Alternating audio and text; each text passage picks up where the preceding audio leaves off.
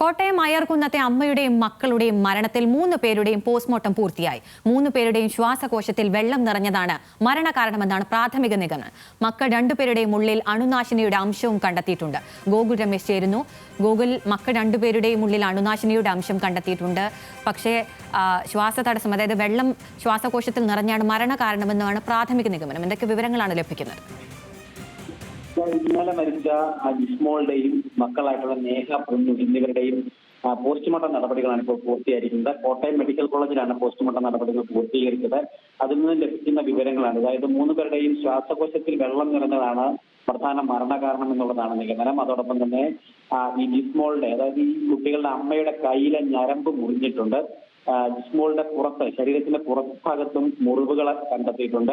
ഒപ്പം മക്കൾ 2 പേരുടെയും ഉള്ളിൽ അണുനാശിനിയുടെ അംശവും കണ്ടെത്തിയിട്ടുണ്ട് എന്നുള്ളതാണ് പോസ്റ്റ്മോർട്ടം റിപ്പോർട്ടിൽ ഇപ്പോൾ വ്യക്തമായിരിക്കുന്നത്. ഈ കാര്യങ്ങളിൽ ഇന്നലെ തന്നെ സംശയം തോന്നിയിട്ടുണ്ട്. അതായത് പുഴയിൽ ചാടി ആത്മഹത്യ ചെയ്യുന്നതിന് മുമ്പ് മറ്റു രീതിയിൽ ആത്മഹത്യാ ശ്രമങ്ങൾ ഈ അമ്മയും മക്കളും നടത്തിയിട്ടുണ്ട് എന്നുള്ളതാണ് പോലീസിന് ഇന്നലെ തന്നെ സംശയം തോന്നുന്നത്. ഇവരുടെ മുറി പരിശോധിച്ചതിൽ നിന്നും വിഷക്കുപ്പികൾ കണ്ടെത്തിയിട്ടുണ്ട്. അതുകൊണ്ട് തന്നെ വിഷം ഉള്ളിൽ ചെന്നിട്ട്, അല്ലെങ്കിൽ വിഷം കഴിച്ചതിന് ശേഷം ആവാം പുഴകരയിലേക്ക് പോയത് എന്നുള്ള നിഗമനം പോലീസിനുണ്ടായിരുന്നു. അതോടൊപ്പം തന്നെ ഈ ജിസ്മോള് കൈ മുറിച്ചതിന്റെ, നരമ്പ് മുറിച്ചതിന്റെ തെളിവുകളും അവിടെ നിന്ന് ലഭ്യമാക്കുകയും ഒക്കെ തന്നെ ചെയ്തിട്ടുണ്ട്. ഹാർപ്പിക്ക് പോലെയുള്ള ചില വസ്തുക്കൾ ഇവർ കഴിച്ചിട്ടുള്ളതായിട്ട് പോലീസ് പങ്കുവയ്ക്കുകയും ചെയ്തിട്ടുണ്ട്. എന്തായാലും പ്രധാന മരണകാരണം ഈ വെള്ളത്തിൽ വീണ ശ്വാസകോശത്തിലടക്കം ആന്തരിക അവയവങ്ങളിലടക്കം വെള്ളം കയറിയതാണ് എന്നുള്ളതാണ് നിലവിൽ നിഗമനം.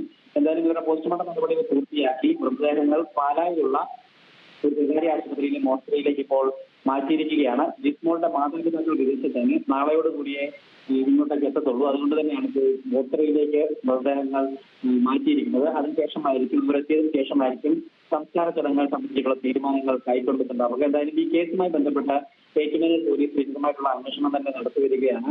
എന്തെങ്കിലും തരത്തിലുള്ള കുടുംബ പ്രശ്നങ്ങളാണോ ആത്മഹത്യയിലേക്ക് നയിച്ചത് എന്നുള്ളതിന്റെ കാര്യങ്ങളൊക്കെയാണ് പ്രധാനമായിട്ടും അന്വേഷിക്കുന്നത്. പ്രധാനമായിട്ടും ഈ ജിസ്മോളുടെ ഭർത്താവിന്റെ കുടുംബത്തിന് വേണ്ടി ചില പ്രശ്നങ്ങൾ ഉണ്ടായിരുന്നു എന്നുള്ളതിന്റെ സൂചനകൾ നിലവിൽ പോലീസിന് ലഭ്യമായിട്ടുണ്ട്. ആ രീതിയിൽ കേന്ദ്രീകരിച്ചുകൊണ്ടാണ് പോലീസിന് അന്വേഷണം ഇപ്പോൾ പുരോഗമിച്ചുകൊണ്ടിരിക്കുന്നത്. ഒപ്പം ബന്ധുക്കളുടെ അടക്കം മൊഴിയെടുത്തുകൊണ്ടുള്ള അന്വേഷണം. കോട്ടയം അയർക്കുന്നത്തെ അമ്മയുടെയും മക്കളുടെയും മരണത്തിൽ പോസ്റ്റ്മോർട്ടം റിപ്പോർട്ട് പുറത്തു വന്നിരിക്കുന്നു. വിവരങ്ങൾ നൽകുകയായിരുന്നു ഗോകുൽ രമേശ്.